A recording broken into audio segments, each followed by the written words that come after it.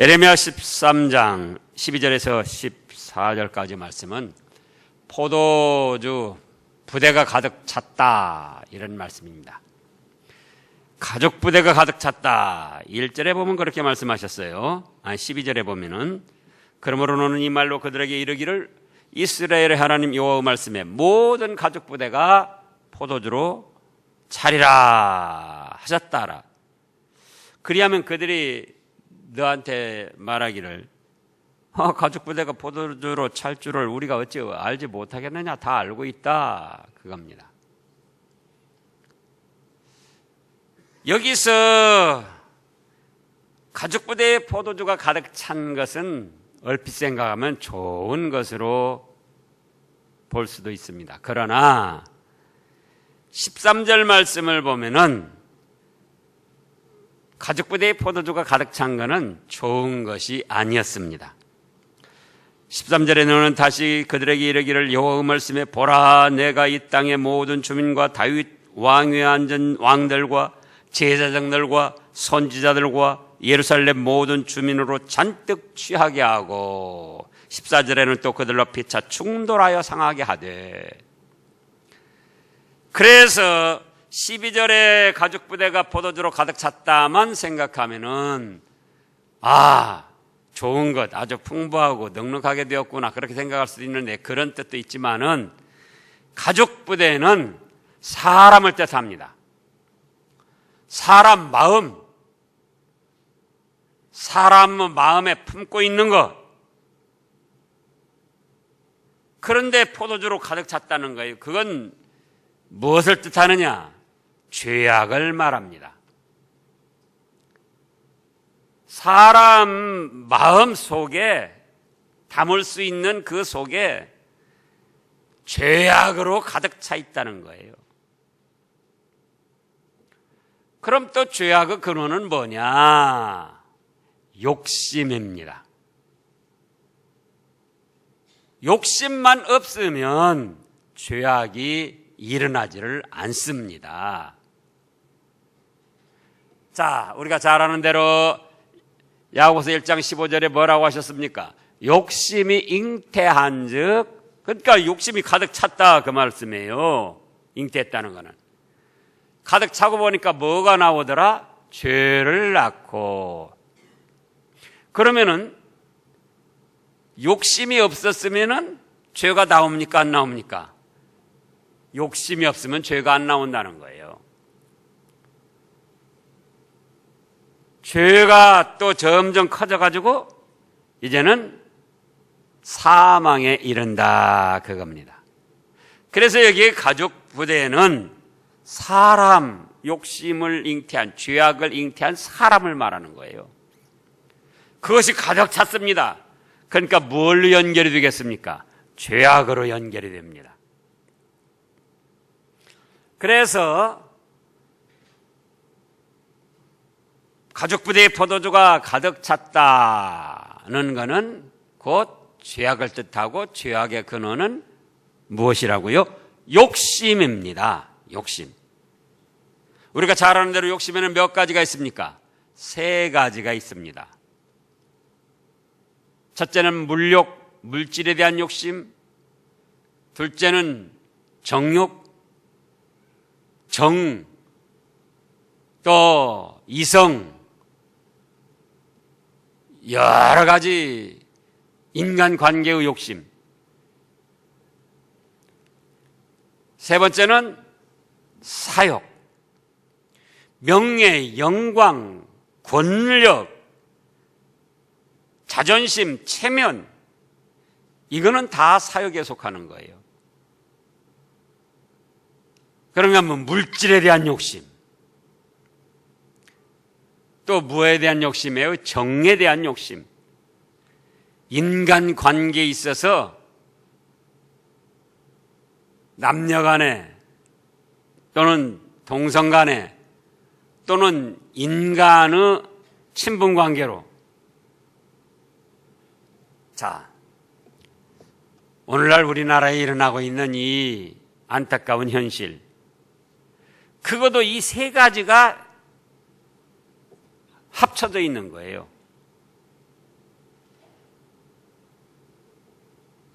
이 문제를 지금 해결한다고 하면서도 여전히 세 가지가 또 자리를 잡고 있습니다. 박근혜 대통령이 그렇게 된 건 뭔가? 정에 대한 욕심에서 최순실 함께한 사람들이 언니언니하면서 잘해주고 아버지 어머니 죽고 무명으로 그냥 있을 때 정치에 나서라고 그 사람들이 다 돈 대주고 후원해줬다고 그러잖아요.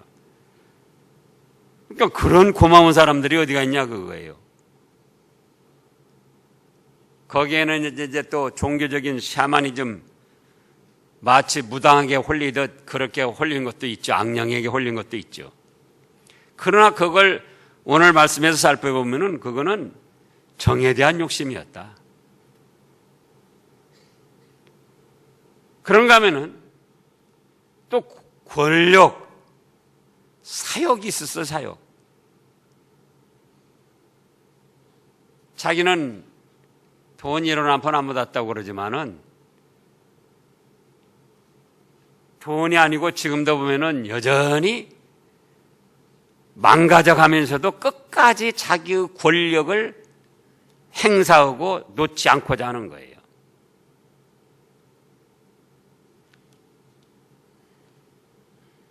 그런가 하면은 또 물질에 대한 욕심. 왜 탄핵을 반대하는가? 이제 말하자면 하야는 하겠다고 한단 말이에요. 그리고 친박들은 탄핵 지금도 반대하잖아요. 이정현 씨는 지금도 하야해야 된다고, 그거 받아줘야 된다고. 근데 탄핵을 하면은 파면되고 쫓겨나는 것이기 때문에 대통령 했을 때 그 한 사람들에게 주는 모든 혜택이 다 없어져 버립니다. 연금도 없어지고 경호원들, 비서진들, 차량 제공 이런 거 이 전임 대통령들한테 다 해주고 있는데 그게 다 없어져 버려요.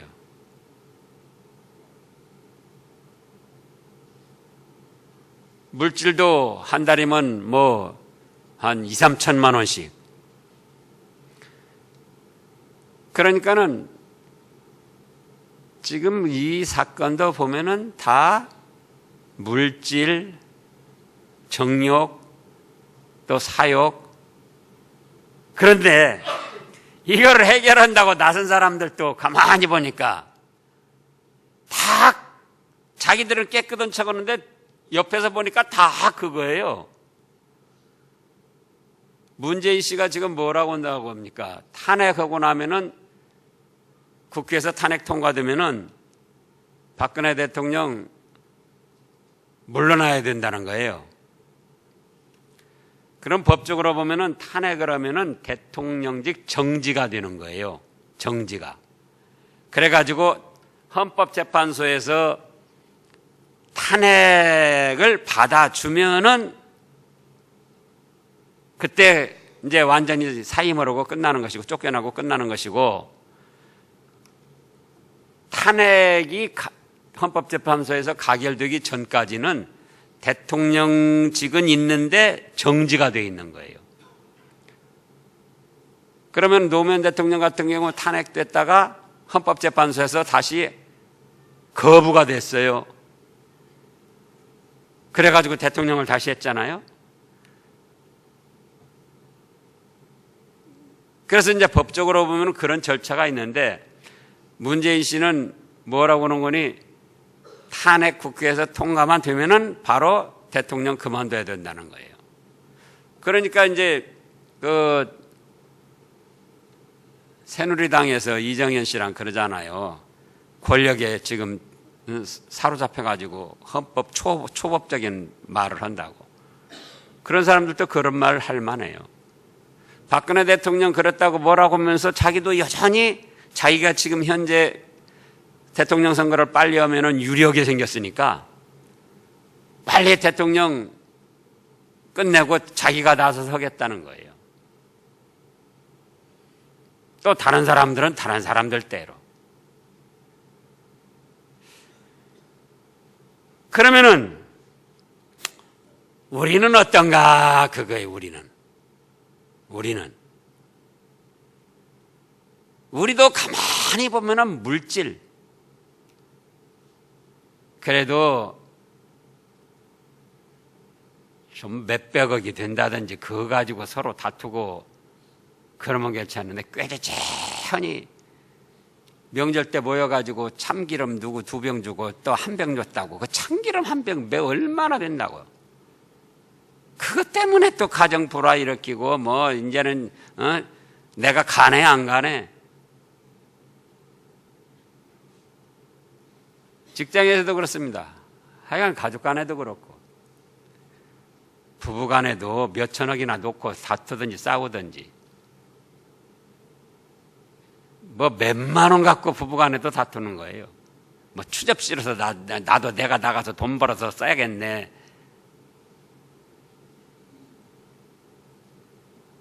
그러니까 그 사람들 보고 뭐라고 하는데, 우리도 여전히 보면은 차이만 있지 뭐가 있다. 물질에 대한 욕심.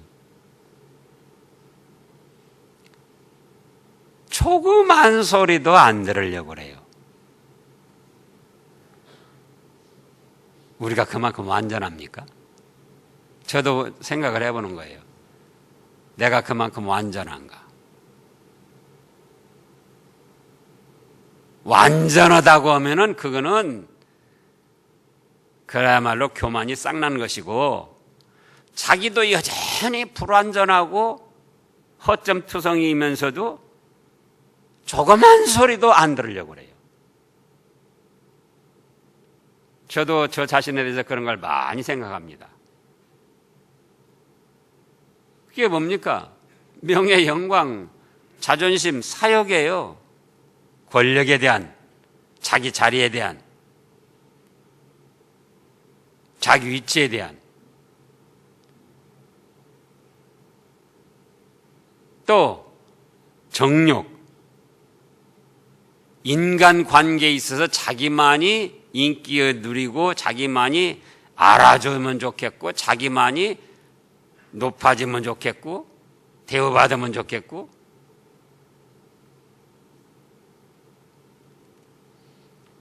또 여러 가지 그 불륜, 그게 다 정욕에 속한 거잖아요.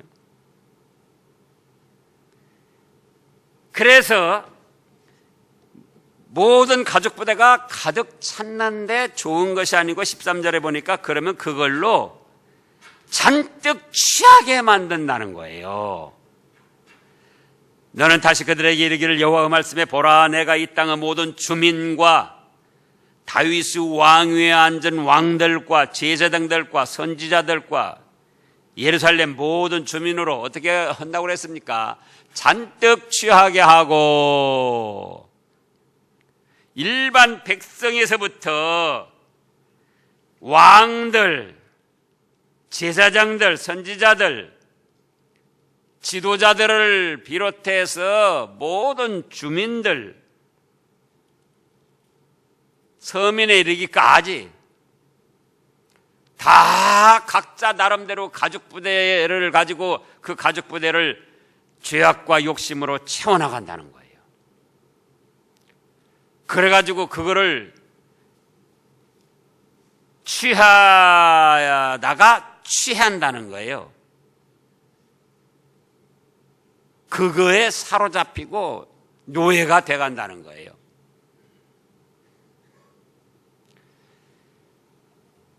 그래서 그걸 서로 얻어 누리고 거머 주려고 하다가 14절에 보니까 어떻게 됐습니까?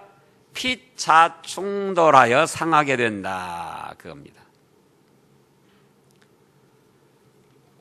최초의 죄악, 에덴 동산에서 아담과 하와가 범죄할 때도 아예 욕심이 있지 않았더라면은 뱀의 유혹을 받을 수가 없었어요. 처음에는 그랬잖아요. 동산의 모든 실과를 하나님이 먹지 말라고 하더냐. 아니 먹으라고 했는데 중앙에 있는 선악을 알게 나무는 먹지 말라고 그랬다. 먹으면 죽을까 하노라 했다. 그러니까 그 다음에 뱀이 뭐라고 그랬어요? 아니야. 그걸 먹으면은 너희 눈이 하나님처럼 밝아져. 하나님같이 되는 거야. 아니 사람은 사람이고 하나님은 하나님이 지가 하나님이 하나님같이 된다는 말에 혹할 게 뭐예요? 그러잖아요. 그게 뭐였냐? 욕심이었어요. 욕심. 아, 내가 하나님같이 된다? 그리고 바라보니까 보암직도 하고 탐스럽기도 하고 먹기에 아주 좋게 보였던 거예요. 사실은 그거 먹으면 죽을 건데 보기에도 좋고 먹기에도 좋고 지혜롭게 할 만큼 탐스럽게도 보이는 거예요. 죄악을 품으면은 그 죄로 인해서 언젠가는 심판을 받을 때가 오는데 그것이 심판받을 자기를 망하게 할 그런 걸로 여겨지는 것이 아니라 아담과 하와가 봤던 것처럼 뭘로 여겨져요? 보암직도 하고 먹음직도 하고 지혜롭게 할 만큼 탐스러운 그런 걸로 보인다 그거예요.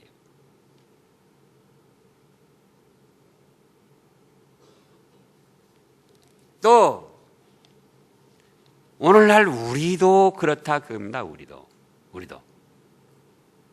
욕심을 가지고 뭘 채우고 그거에 집착하고 나가면은 그게 결국은 올무가 돼서 자기를 얽어매고 망할 길로 끌고 갈 것임에도 불구하고 처음에 시작할 때는 그게 어떻게 보여? 아주 좋게 보여. 자기에게 복을 주고 자기를 높여주고 자기를 아주 그럴듯하게 만들어줄 것 같고 성공한 사람으로 세워줄 것 같고 그러니까 그걸 얻기 위해서 그 다음에는 수단 방법 가리지 않고 하다 보니까는 뭐가 일어나냐? 충돌이 일어난다 그럽니다. 충돌이. 14절에 또 그들로 피차 충돌하여 상하게 하되 부자 사이에도 그렇게 한다. 부부간에도 욕심을 버리면은 절대 다툴 일이 없습니다. 근원적으로 욕심이 없을 수는 없어요.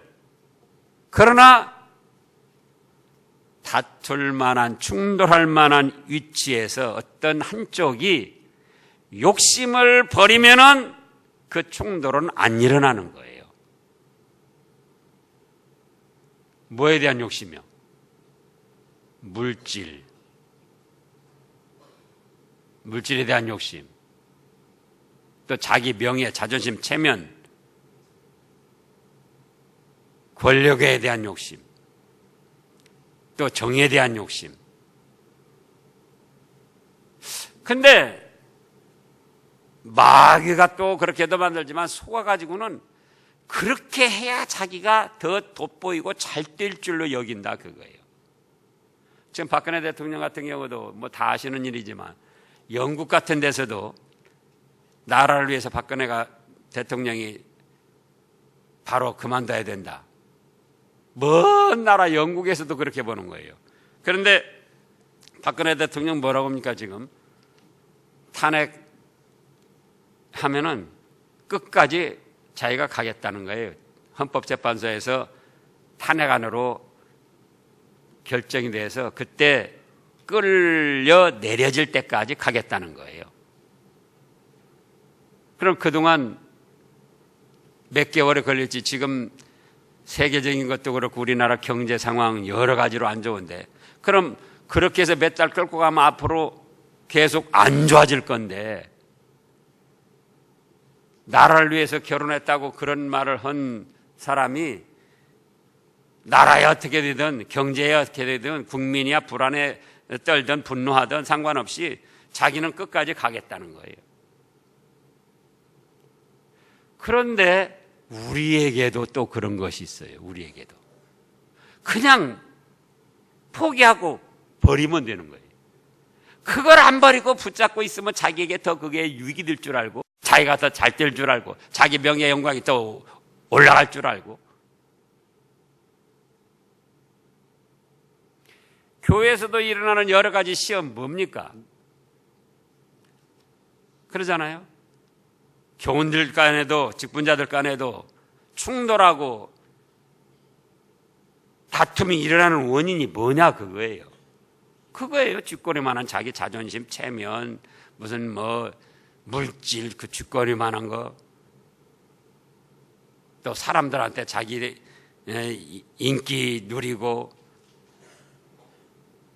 외면 당하기 싫다. 누가 외면합니까? 우리가 믿음으로 보면은 그러잖아요.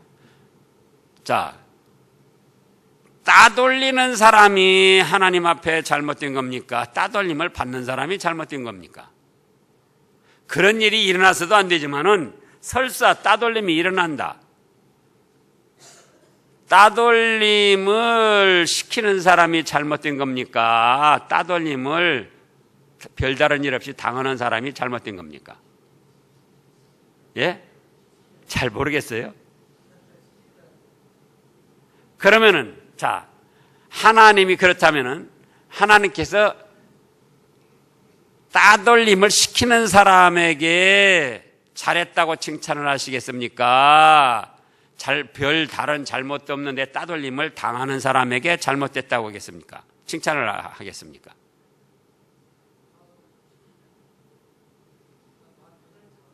그러죠.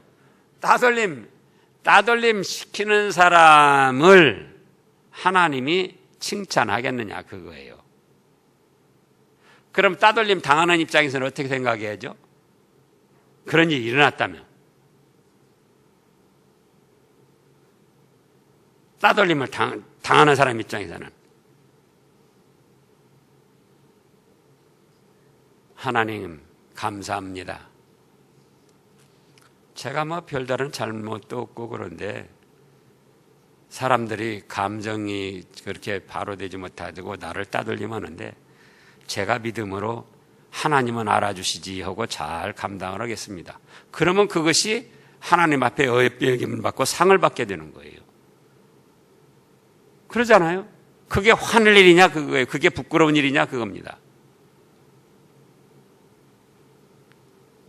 그런데 충돌이 일어나는 거예요. 자기도 자존심, 명예, 영광, 사욕, 물욕, 정욕, 그것이 있으니까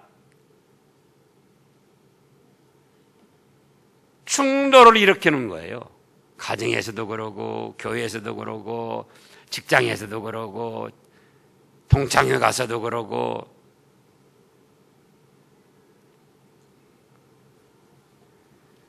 그래서 자기 속에서 충돌하고 싶은 그런 원인이 생겨나고 충돌이 일어나면은 그거는 사실은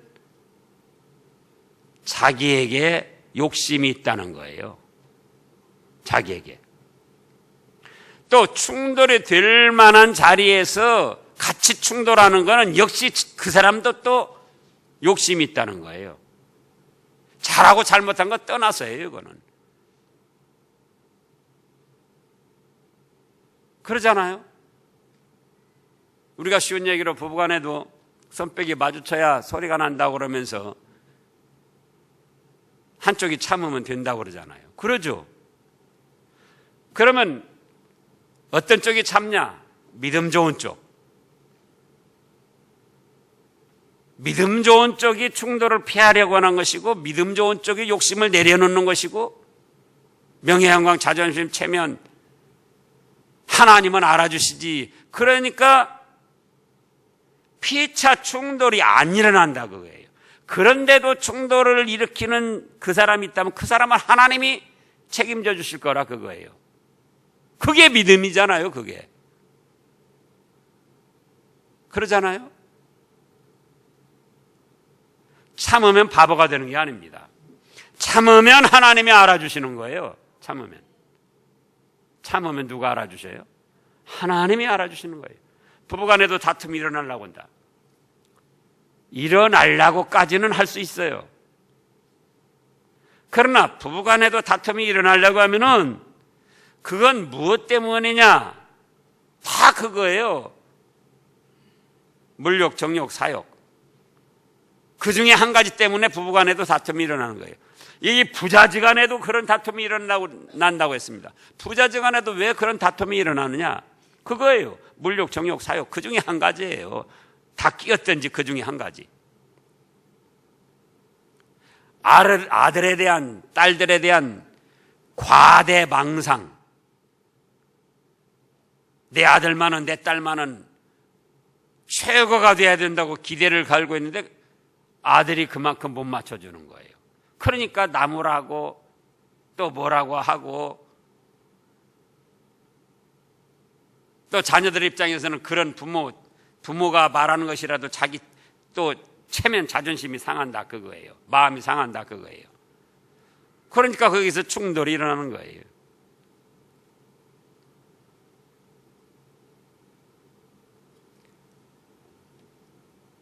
그 충돌은, 피차 충돌이 일어나는 것은 피차 욕심으로 인한 죄악으로 하나님이 내리시는 징벌이에요. 보시라고요. 그 다음에 14절 다 같이 읽어보겠습니다. 또 그들로 피차 충돌하여 상하게 하되 부자 사이에도 그러하게 할 것이라. 내가 그들을 불쌍히 여기지 아니하며 사랑하지 아니하며 아끼지 아니하고 멸하리라 하셨다 하라. 여호와의 말씀이니라. 충돌할 만한 자리까지는 갈 수가 있어요. 우리가 각자 물욕, 정욕, 사욕이 있기 때문에 없는 사람이 없어요. 그러나 그런 충돌할 자리가 되면은 어떻게 하라? 내려놓으라 그거예요.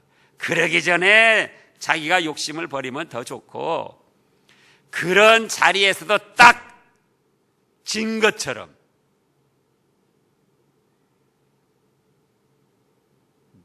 자기 자신이 진 것처럼 내려놓는 거예요. 그러면 상대방은 이겼다고 큰소리 칠지 몰라도 알아주시는 건 누가 알아주시느냐? 하나님이 알아주시는 거예요.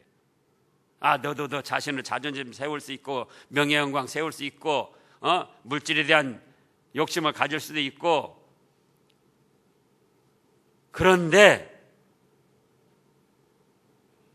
가정의 평화를 지키기 위해서, 교회의 평화를 지키기 위해서, 국가의 평화를 지키기 위해서 충돌하지 않고 네 자신을 내려놨구나. 그러면 하나님이 기뻐하셔서 복을 주시는 거예요. 참아서 바보가 아니라, 내려놔서 바보가 아니라 같이 충돌할 때는 그건 뭐다고요? 하나님이 내리시는 징벌이다. 같이 충돌할 때는. 충돌을 일으키는 사람, 다툼을 일으키는 사람, 그 사람은 하나님이 추궁을 하실 거라고요. 어떤 식으로든지 언제든지 행한 대로 갚으신다고 그랬으니까 추궁을 하신다고요. 그러나 바보 같으면서도 참고 자기 자신을 내려놓고 화평케 하는 자는 복이 있나니 저희가 하나님의 아들이라 일컬음을 받을 것이며, 그래 나는 하나님의 자녀요, 교회, 내가 우리 문장로님 말씀은 중직 아닌가, 중직. 예? 그런데 충돌을 하려고 하면 되겠느냐 그거예요. 충돌이 일어나는 건, 가정에서도 충돌이 일어나는 것은 무엇이다? 하나님이 그 가정에 내리시는 징벌이에요. 교회에서도 충돌이 난다. 하나님이 그 교회에 내리시는 징벌이라고요. 충돌이 일어날 상황은 우리가 연약한 인생인지라 가정에서건 사회에서건 어디서건 직장에서건 교회에서건 그런 상황은 이루어질 수가 있어요.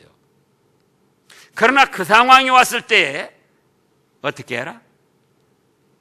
자기 죄를 회개하고 욕심을 버리라 그거예요. 충돌을 피하라 그겁니다.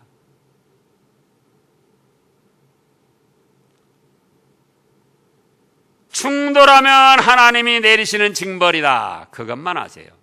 여기 다시 14절 읽어보시자고요. 다시 14절. 또 그들로 피차 충돌하여 상하게 하되 부자 사이에도 그러게 할 것이라. 내가 그들을 불쌍히 여기지 아니하며 사랑하지 아니하며 아끼지 아니하고 멸하리라 하셨다 하라. 여호와의 말씀이니라. 가정에서도 어떻게 하라고요? 충돌을 피하라. 다툼을 피하라. 직장에 가서도 어떻게 하라고요? 충돌을 피하라. 다툼을 피하라. 친척들끼리, 이웃들끼리 모여서도 자잘못을 따진다. 그러면은 충돌할 수밖에 없어요. 그건 재판할 때 하는 거예요. 자잘못을 따지는 건 재판할 때 하는 거라고요.